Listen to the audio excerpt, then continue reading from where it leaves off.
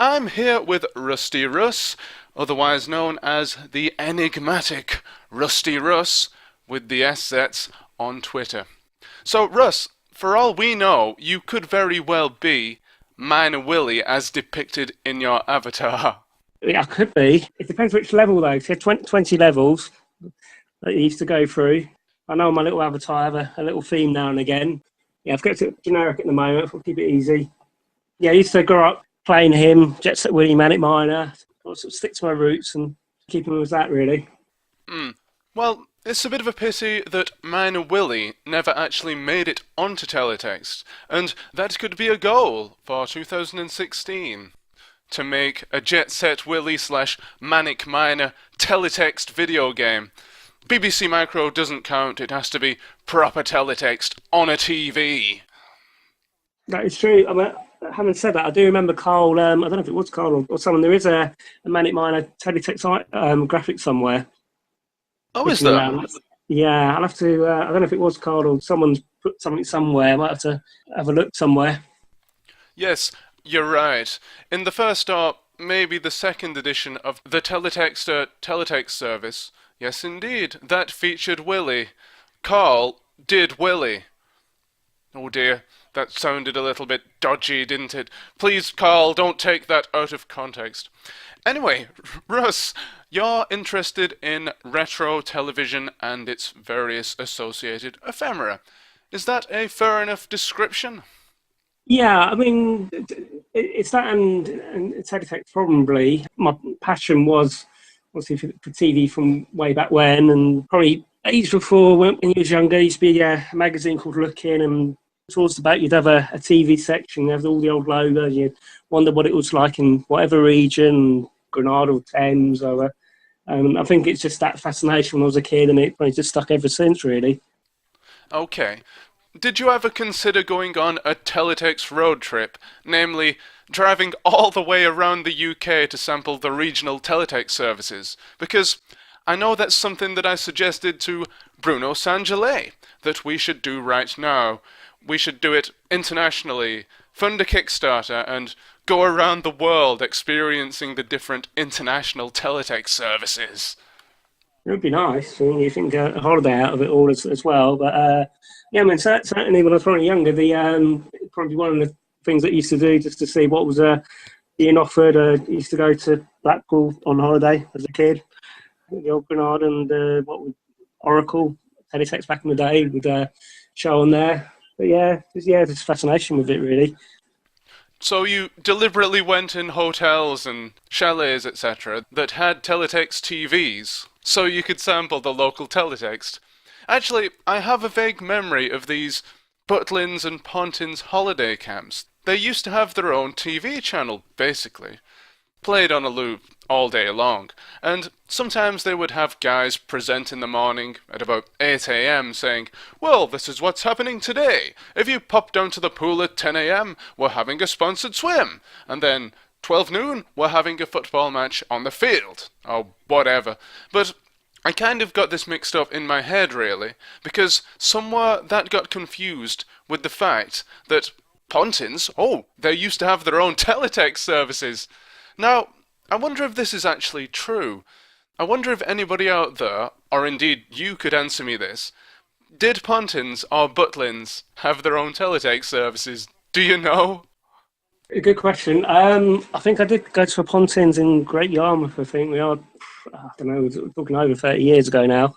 Probably my parents would have thought, get me outside playing and been stuck in front of a TV, but I'm sure there must have been something, obviously. Well, I haven't said that. I don't know if they probably had TVs in chalets back then, or if they had, TV in a pub back then.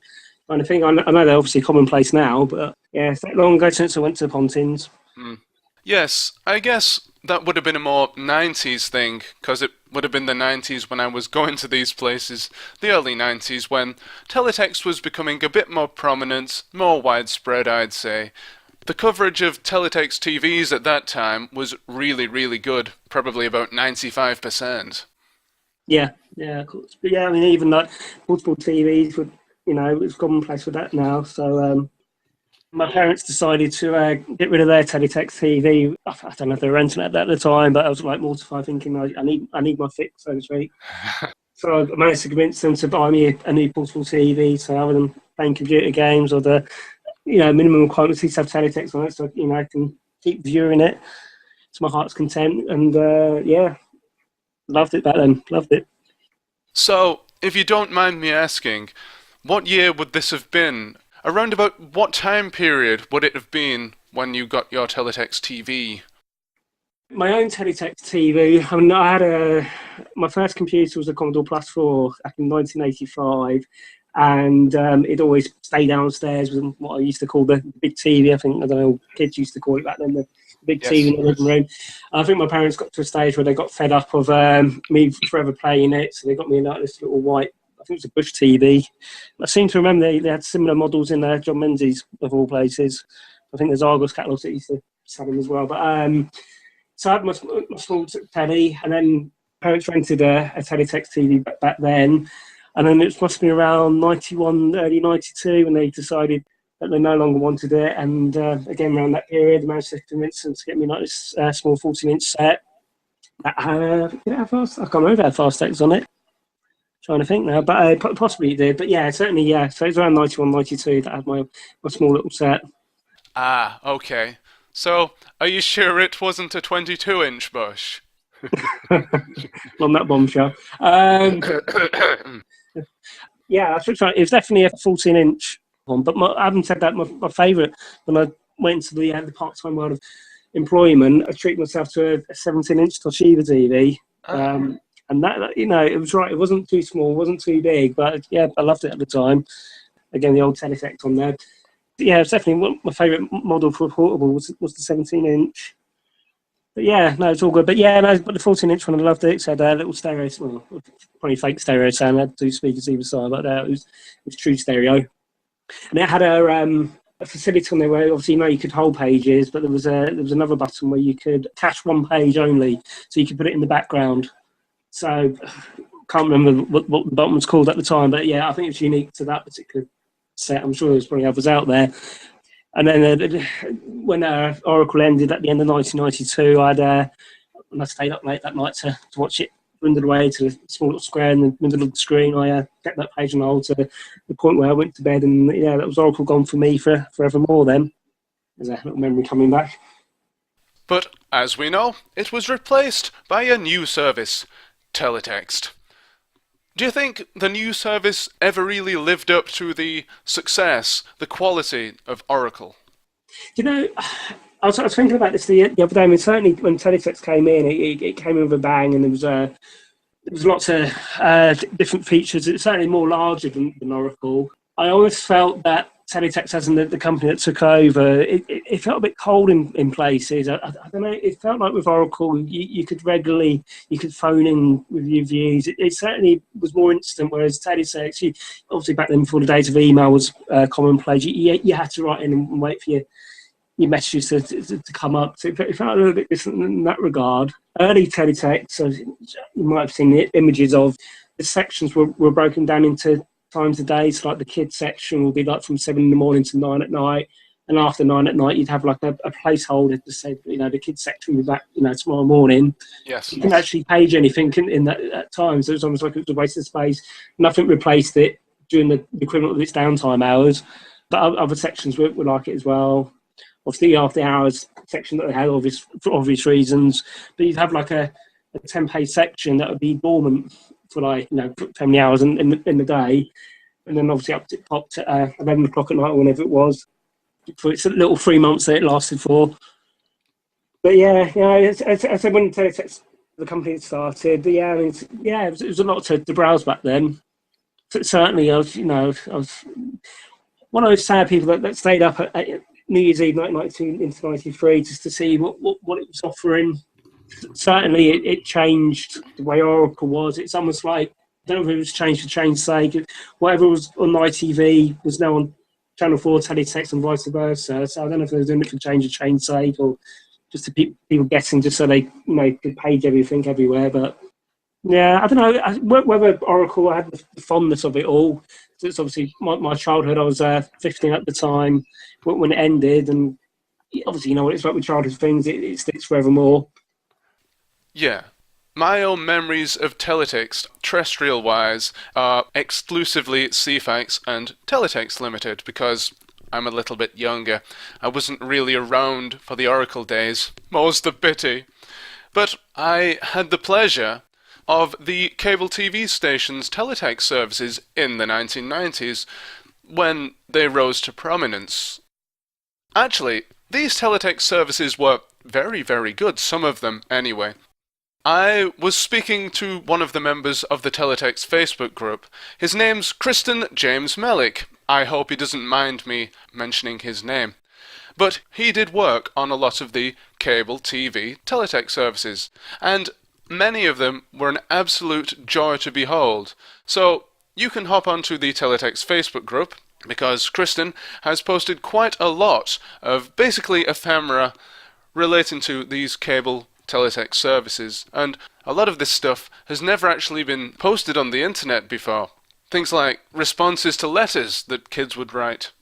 But I kind of wish that I lived in the Oracle age, because looking back at some of the recoveries that Jason Robertson has done, they are really, really distinct pages full of character. Really quite sad that those services are gone now, but thankfully, thanks to Jason's captures, we can relive the past. Relive those glory days. The interesting thing with Jason's grabs are it's almost like Oracle's in two stages. The more the graphical age, the late 70s, early 80s stuff. And then once I think Jason put some up from like 1986, and it pretty much what you saw of Oracle in 1986 was the same presentation-wise up until the end of 1992. It's almost like maybe the graphic person went, or they decided this will be forevermore. But apart from a few section changes, it pretty much stayed the same until its bitter end, which was a shame. But yeah, certainly the early stuff that Jason's put up, where you got like David Bowie graphics, and I think Alison Moyer was on one of them. But yeah, certainly, graphics they certainly, even with CFAX as well, played with it more and showed it off more. And then when CFAX went, I think it was 1989, might have been early 1990 from memory, they went all newsy, and they dropped all the fun element out of it. Yeah. Sadly, I didn't really play CFAX during that time until they rebranded in 1996 to the one we knew towards, before it ended a few years ago. Mm-hmm. On that subject, when we were at Tape Britain doing the Teletext Art workshops, by total surprise, an ex-employee of CFAX actually turned up. And we're not actually talking about Peter Kwan here, though he did turn up. I'm actually talking about another dude. I have written his name down somewhere. I'll have to go and dig it out. But he was talking to me a little bit about how he was kind of sad when they made the decision, right, that's it. No more interesting, fancy graphics. Now it's just plain text. And allegedly, the reason behind this is not through any space-saving reasons or economical reasons. Teletext is for text, and we're going to squeeze as much of that in there as possible. It's because they wanted to be distinct and different from Teletext Limited. And they wanted to offer something a little bit different, whereas Channel 4 and Channel 3, and Channel 5 as well later, had the more characteristic, shall we say, services. Things like Digitizer, Planet Sound, etc.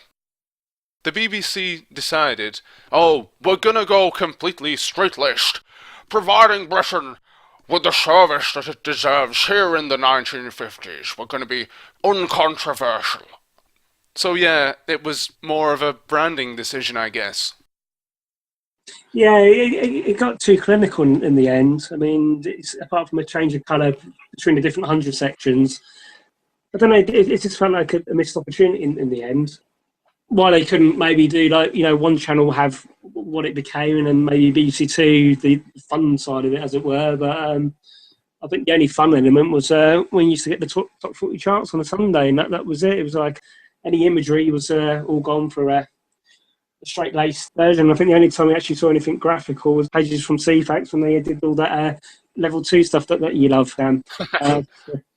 Orange. I know that colour. But yeah, so it was a shame that when they made the change, there's I know there's a graphic around saying fun and game sections now ending as we're winding down certain bits, and and then it became what it became. I do remember its new launch where you had an at-speed section service and an in-depth service, and I think basically at-speed it was just less pages than the full in-depth version. So it just went the pages just went around that bit quicker to get back to where it needed to. Okay, so yes, would they have loaded quicker because of this? Perhaps that's one side effect of having fewer graphics, etc. Would they have necessarily loaded quicker, the pages that were there? Because there would have been a few dozen, I think. From what I remember of it, there was definitely lesser pages on BBC One, and I think the page cycling was a bit quicker. I'm sure there'd be more of a technical reason behind it, but certainly the in-depth version of BBC Two was literally they had full sections, so they had like a larger news content, a larger sport content. It was almost like BBC One was like the best of, as it were. Memories not too kind for me, so I'm trying to visualise. Obviously, we're going back 25 years ago. Maybe there's an archive videotape waiting out there just to see what it was like. And I've got some images. Guys, if you do have VHS tapes, super VHS tapes that you can spare, please do donate them to us here at Teletextr. We can send them to Jason Robertson, or I can take them when I eventually get round to the teletext recovering, and put it through the software. We can see what's on there. We can see what teletext gems are hidden within your tapes. So that's just a bit of a public service announcement. My little mission of it must have been around 1988. My beloved Dixon's page that appeared on CFAX. So it must be kicking around somewhere. I think it was in the summer of 1988. I don't think it was 1989. It might have been too late. Yeah, I'd love to know how it got there. But from what I remember, it wasn't obvious to me to access it. It was only like I pushed a fast text button by accident and I popped this page. It's not like a page that you could page by numbers. It was like a 0AA or something. But it'll be out there. No doubt there'll be a videotape with it on somewhere. Oh yes, I'm sure it's out there. And I'm also sure that there must have been some special remotes out there that allowed you to access these hidden hex pages within secret parts of the teletext service. Because how on earth would people like Bob Monkhouse on The Price is Right, or whatever, load up those special Price is Right screens for the showcase? This is true. I don't think they ever show the page numbers at the top, did they? I know they used to hide sometimes, but yeah, that's a good question. Yeah, because something that people always bring up on Twitter every single week, without fail, with the bullseye repeats on Challenge TV, there's always a teletext TV, a colour TV with teletext. And somebody always takes to Twitter and says, "Wow, a teletext TV, how brilliant is that?" However, I don't ever remember these bullseye teletext TVs ever showing a special bullseye custom page. It was always the Oracle or Teletext Limited homepage, so they missed a trick there. But actually, I will say that I have done a bully graphic in teletext. I've never posted this on the internet because it was for a secret project. One of those things that you do for a client and you're not allowed to post on the internet. But I have done a few bullseye graphics. So maybe if they bring back bullseye once again, they'll be able to use these new graphics when they have an analog teletext TV as a prize. Is this like you saying if they bring it back, hint, hint, or... Yes, hint, hint. Yeah. Bring back the whole teletext service. As I said, I put it up the other night, the old Artel from Ireland, RTE, and still could access the pages on it. All right, so what's on there? What did you find? What did you dig up? Well, I didn't go too far into it because unfortunately the TV's being claimed by my wife at the time. But certainly, I mean, I put the images on Twitter, but I brought up the BBC One TV for the night earlier this week. But yeah, so I had Channel 4 listings and everything with subtitles, I think, from memory, apart from one programme. But the interesting thing is, I'll try and get an image of it next time because you have to faff around to get it to work because it doesn't work by HDMI. You have to plug your SCART cable in. But most things these days, your cables at the back of your TV are normally a mess unless you're clean and tidy. But the news graphic is pretty similar to the early 90s CFAX news graphic as well.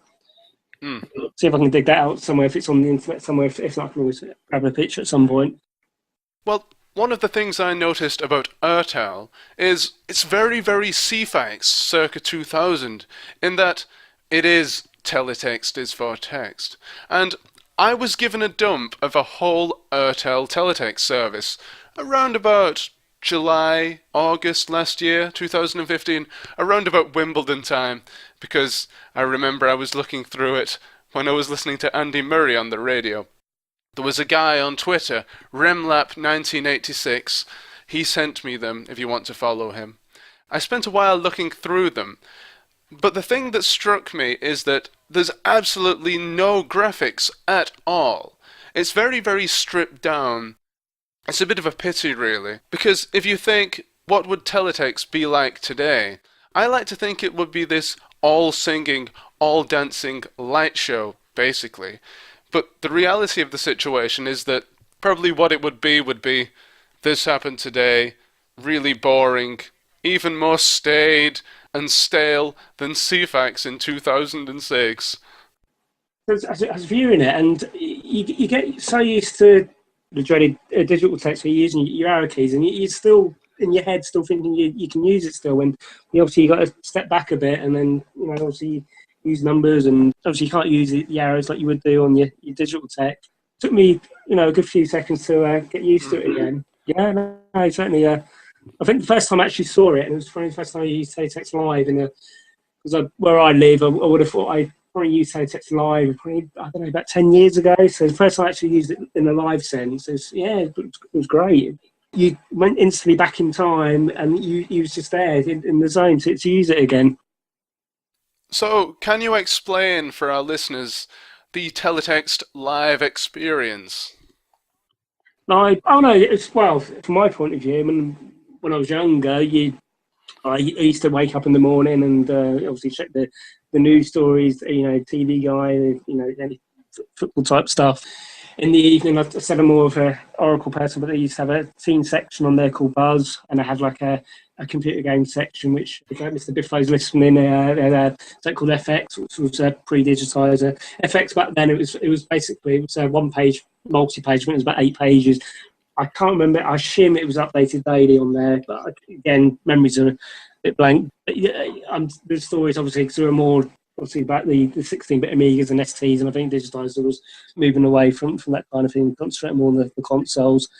But yeah, so I'll come home from school and view all that, and obviously going forward now, as I said, live teletext. It's I don't know.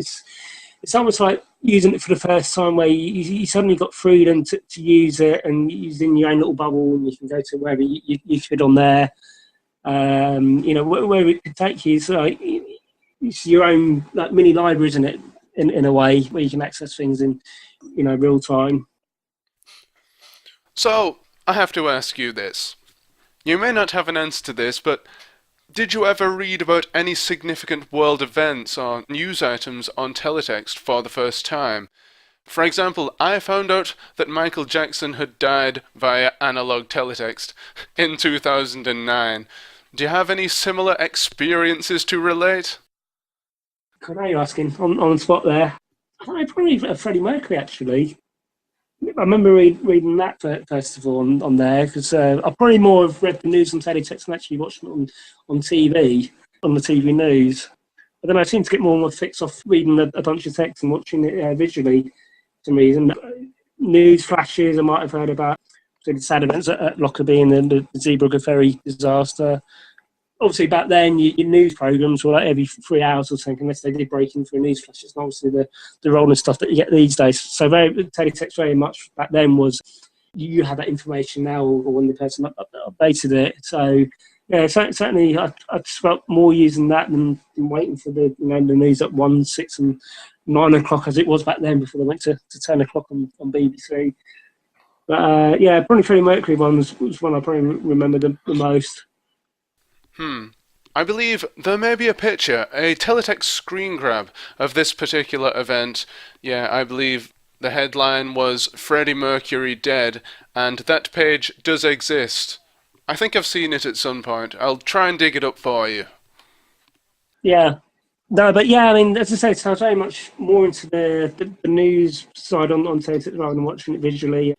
Whether it's because I was in my own little room, away from the parents, so they could do what they wanted. Also, it's pretty much made up in my own little room, computer, or whatever, and teletext and all that. So so I was in my own little bubble, as it were, back then. But but certainly, definitely did read as much as I could back then. Interestingly, put a scan up or something, or put it on the Facebook group. I found this old Oracle leaflet from 1982. It had a page, the ITV Oracle from the IBA, whatever happened to them. And it says, can children read television? Oracle runs a kids club, which was news to me. I think they're probably more of a section. But Oracle runs a kids club, with each week receives a flood of jokes, suggestions, requests and birthday greetings, which are transmitted with the contributors' names. Oracle has provided enormously popular with children for some time, and combining, as it does with the power of television, with the written word, it can often contribute to their reading skills. It's true in a way. So obviously the matter you could read back then. Yes, I'm sure a lot of people can relate to that, because a lot of non-English speakers I do know learned to read from teletext subtitles. It wasn't just a fantastic resource for the hearing impaired, but also as a learning tool for those who are learning the English language. And I actually would recommend this technique to anybody who's learning Spanish, French, Italian. Watch a show with the Italian, French subtitles at the bottom. It really, really does help you. Not that I've ever learned a language other than English, but from third-hand, second-hand reports, it is allegedly a very, very useful tool, and something that is kind of dying out as analog teletext dies out. Although, as you know, you can still get analog subtitles to this day. Ooh. Yeah. Well, speaking of which, in the same leaflet, it says Oracle has a special appeal to deaf and hard of hearing viewers. Not only do they have access to the sound-free service, but Oracle, together with the IBA, is spending much time and money establishing a special service of subtitling for the deaf. Oracle is currently subtitling some 3 hours, obviously it's 1982, so some 3 hours a week of ITV's most popular programmes, and by the following year would have doubled, allowing the deaf and hard of hearing to join the enjoyment of one of the most popular forms of modern communication. Excellent. So what was the year that was from again? Well, basically, it's from 1982, but it's a 4-page leaflet, which I'll pop up at some point. But it's saying it's compiled from the ITV yearbook 1983, so television and radio 1983, which was apparently in all good bookshops and bookstores at £3.50, I guess. Ah, brilliant. There should be more publications based around teletext, and I'm sure we'll talk more about that in this year of Teletextr Podcasts. Right, if I may just move the subject on ever so slightly, and ask you, do you have a favourite piece of teletext art, or perhaps a favourite teletext page from the classic teletext services? Yeah, we'll gloss over the famous worm picture, but mine... I used to love Barney's Bunch, which was an Oracle cartoon, so the days before Turn of the Worm on Teletext, so... I'm sure you've seen the pictures of it. So basically, a badger called Barney and have his little friends. But the graphics on it were, for what it was beautiful. It didn't go right to the end of the service. I think it got replaced, but it just wasn't the same. But yeah, Barney's Bunch was sublime. So I think it was Trisha Summer from memory, whoever did the artwork for that. It was great. But yeah, graphic-wise, trying to think, and also some great stuff from digitisers as well. But from my childhood days, but yeah, definitely Barney's Bunch. There was 4T, that the dog that was on Foretell. And again, I actually had a picture from Ian Irvine that used to design the 4T dog and some of the graphics on Foretell. And this is going back to the late 90s. And I think I took a pot chance of emailing him that Intel facts. And he sent me a photo, an image of all the characters, 4T the dog. And the sad thing is, on the final day of its last ever episode, the final graphic was basically the graphic art is putting all the animals back into the box forevermore, never to be seen again. I just hope there's holes in the box, and I hope they will still breathe and they will take it out again. But, yeah. Yeah, I like to think. I know on the is it teletext.org.uk got the full-blown ITV service for Last Day of Oracle, that hopefully someone will find the Last Day of Channel 4, because that's where the that particular 40 cartoon will be. The 40 cartoon will be in there, and obviously got the last Park Avenue, the world's first teletext soap. I don't know if it was the only teletext soap, but yeah, you sort of, I think you said picture characters on there as well. But yeah, there's certainly some good stuff on the Channel 4 side as well. Hopefully some more palm trees, but I think it was more ICV with the holidays, wasn't it? Yes. I'm actually starting up a page at teletextart.co.uk dedicated to palm trees, and I'm going to make it an ongoing project that whenever I find a teletext palm tree, any teletext page that features a palm tree, I'm going to stick it on there. Currently, we only have 20 or so, but I'm sure loads more are out there. So if you know where they are, send them in, we'll stick them up there, and we're going to make this enormous list for posterity. Because remember, teletext will be remembered for two things: palm trees and pornography. And sometimes both at the same time. Yes. I have a particularly relevant photograph which I'm looking at right now. It incorporates both. But it's a good job you can't see it, because we'd be taken off the air. Ooh, I can feel that explicit rating winging its way to this very podcast. I hope that doesn't happen. It's lost the track of what were we talking about? Yeah, no, on the palm tree side, didn't we go through a stage where I think there's the three of us, I don't know if it's Jason or if it's Carl, I think we've seen how many palm trees was on one teletext page, and I think we got to 5 on one page. Yes, I can hack that up right now, actually. The specific image you're referring to is a St. Lucia image. It's from Oracle, 80s or 90s, and it's page 12 out of 18 on the holidays page, offering 7 nights for £590. And there are a grand total of 6 palm trees in one teletext page. The current champion. Can that be beaten? We don't know.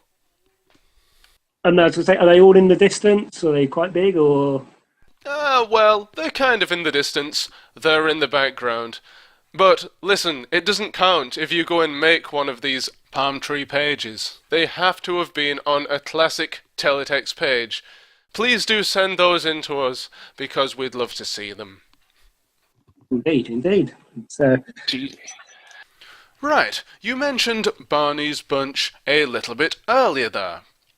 He was edited by a certain Simon Hardiman, I do believe, who I interviewed, actually, a couple of months ago for a project I have ongoing at the moment. It should soon see the light of day.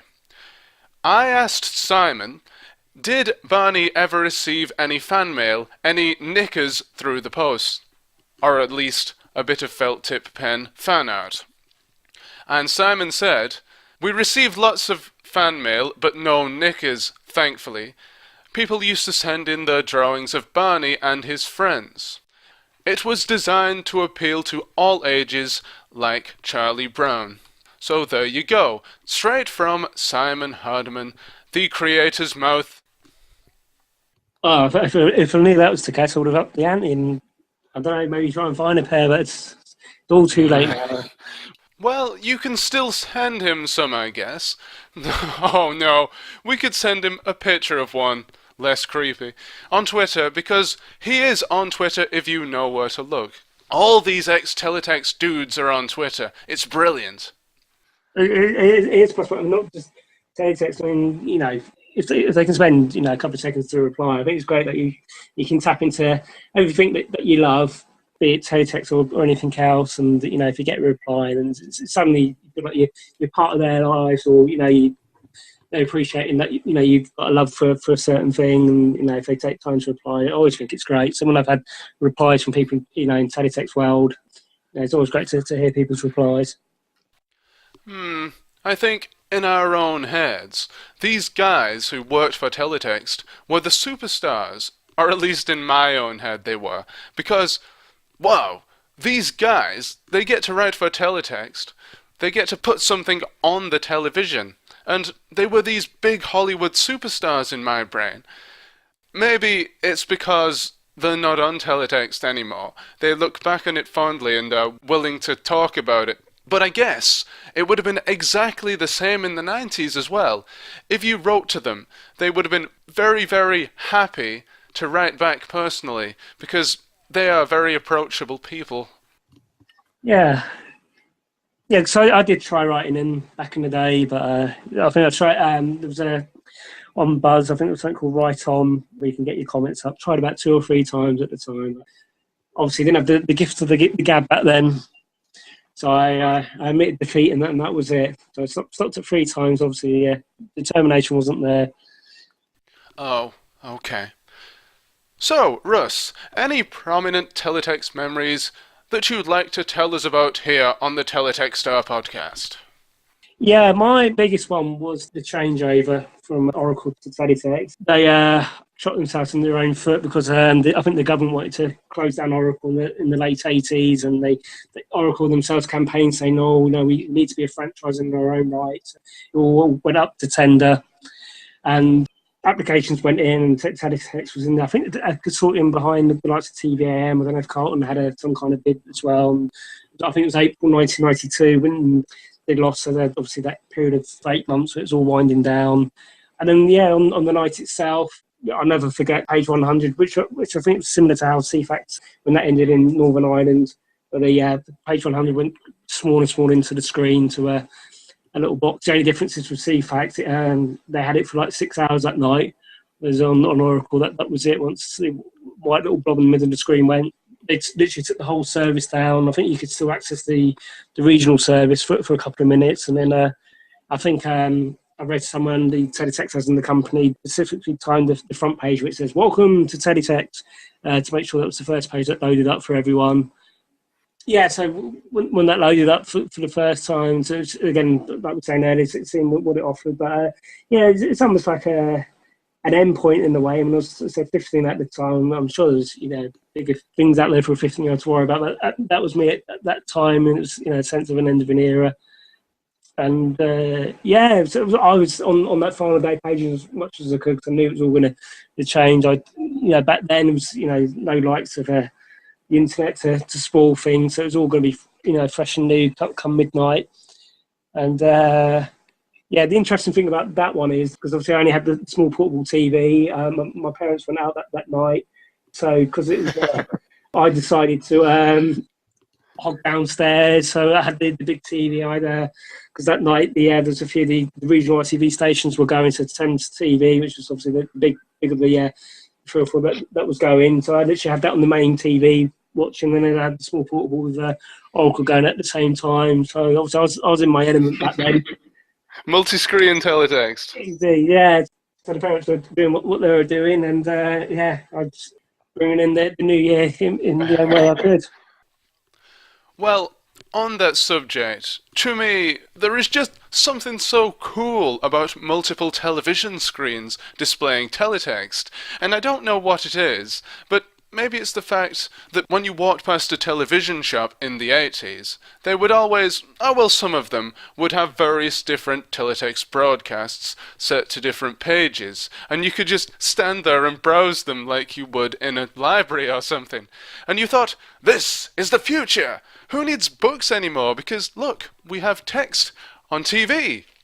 Burn your books. Just go to a TV shop, stand in front of a TV shop in the street, get run over.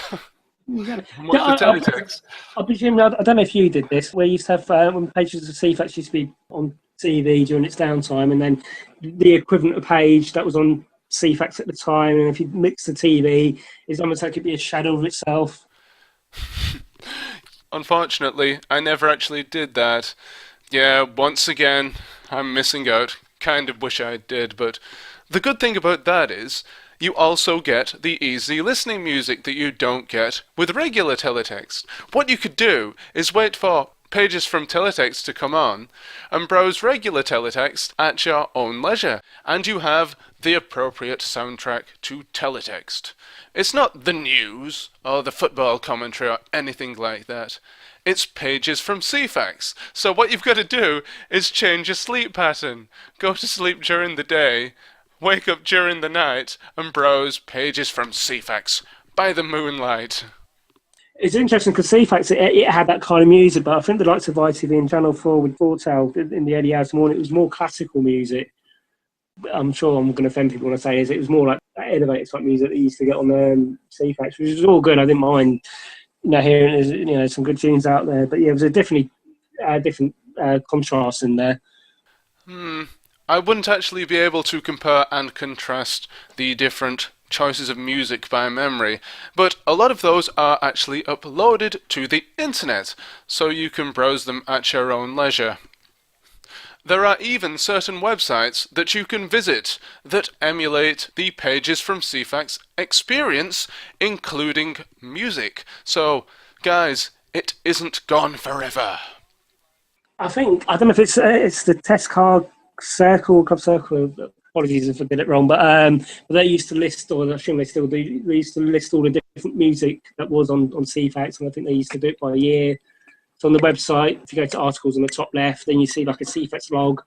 There's all kinds of CFAX pages, and it's where whatever music was played, it's all been all logged month by month from the different tapes that we use. So it's a good archive for those that are interested in that kind of thing. Okay, I'd guess some became more famous than others, these tracks that they used. In particular, people always bring up Bart as one that's particularly fondly remembered. In fact, that's the one track they always mention. Yeah, good old Bart. And obviously the unique thing about Bart was it was the last ever track used for the final pages from CFAX at the end. Mm-hmm. I think it certainly got its good uses out of it in the final days of CFAX. I think they used it a few times as well. That might be why people remember it then, because it was used a lot in that period. Certainly on that last week, I think they used it at the beginning as well. I think there's a few people complaining, saying, they've cut the start of it. But yeah, unless it is well known, because it is that last track. It is a good track. I'm just trying to think when it is, 1970s or something that came out. But So, Russ, is there anything else teletext related that you'd like to chat about in the remainder of this show? I don't know. It's having a way that obviously teletext isn't as what it was, a few years ago, and it's obviously dwindled away. I wish they kept it running, because I'm sure that, apart from us diehards, there would still be some use out of it. I know it's digital text is slow in places, but the whole point of analog teletext was the simplicity of it all. It's a shame that it has gone, and I know this obviously you can find it in places, but. I know part of me wishes that it was still there, because I know on digital text you have to, for a news story, you have to go through 2 or 3 pages to read a story, whereas on the old teletext it used to be all on one page. It was all there for you. Sounds like it's creating work for you. That's right. With the new BBC Red Button interactive service, which they're actually starting to phase out, the equivalent of one teletext page fits on 2 subpages of the new digital format, which is not really as economical, even though you've got a small windowed TV screen simultaneously there while you're reading the text. I'd rather just have the whole teletext page, to be honest, and in fact, if you go to the Football League tables, they still employ this format. 324 onwards, I believe. They still cling on to the old page numbering system. But yes, go and check that out while you still can, because it's the grandson of teletext, and it's still around. We don't know how much longer for, though, so savour it, because I'm pretty sure in a couple of years when that's gone, we're going to say, oh, we missed it, even though it was rubbish. Well, the interesting thing about the BBC digital text was that, to begin with, it didn't have page number, and I think people complained that because you used to literally obviously go through all your arrows to get to the page you want. I think they brought that in later on. I trying to think when it was. Might have been like the mid 2000s when they brought that in. Could have been right. I'm sure someone will correct me. The other big bugbear is there's certain pages. Like if you're on doing the red button through BBC One, sometimes a certain page will have to take you to the news channel, so you end up not listening to something that's in the background or getting a visual. I was trying to think of some pages of that, and it's annoying because you might be. I mean, it's not like the old days where you mix a button, you can have teletext and then the pitch in the background interlaced. That's when you want it to be taken off somewhere else, and obviously you read what you read for a minute or so, and then you have to come back again. You've lost where you were. And yeah. Well, actually, thinking about it, this was possibly the golden age of the TV as a multimedia centre, because now everything's switched back to mobiles and computer monitors. But around about 2000 to 2010, that sort of era wasn't just teletext's heyday, but the television's heyday. Because personally, what I would do was submit emails to the teletext services such as Digitizer and the magazine on my television. With my TeleWest box, you could get access to emails and have your own email inbox through your TeleWest box. And all this stuff would be through my own television. I thought, wow, man, this is the future. But I guess all that stuff's moved naturally to the computers now. I thought the future was the Amstrad emailer, but I proved wrong on that. Oh, the Amstrad emailer. Yeah. I hope it's not as bad as that Amstrad pen pad thingamajig. Yeah, my mum had one. I often wondered why she had it, because it was a glorified phone for her. That's all it was. Oh. So that was kind of a precursor to those TeleWest boxes. Oh, by the way, it took about 10 minutes to write one email, 50 words. It was just so slow. Like walking through molasses. But it was cool, because you got to type stuff into your television. And I used to send stupid emails to the magazine. Yeah, as I said, it's all changed now, and but as they say in the pop world, they all bring stuff back, so you never know. It could come back again. It could indeed. I really hope it does. And one small crumb of comfort is in the fact, and I'll repeat this because we said this in the last episode, the servers are still there. They're still running. They need them to run the analog subtitles. So somewhere there is a machine. They probably come in the morning, switch it on, switch it off for the night again, and it's not actually maintained. But I like to think that somewhere in the Media City in Salford, there is a room, and it's just all teletext servers. It would be so cool to just go in there, and not destroy it all, because we're not Luddites. But wouldn't it be even cooler if they said, well, we'll let you have a couple of pages for one day, and we can broadcast, say, an art project for one day, and bring teletext back.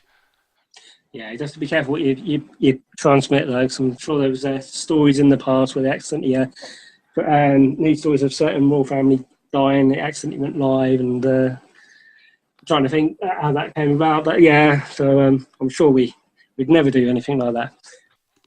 Oh, of course not, no. It would have to be vetted by whatever principles and guidelines they currently have in place at the BBC for broadcasting, much like teletext had in the 90s.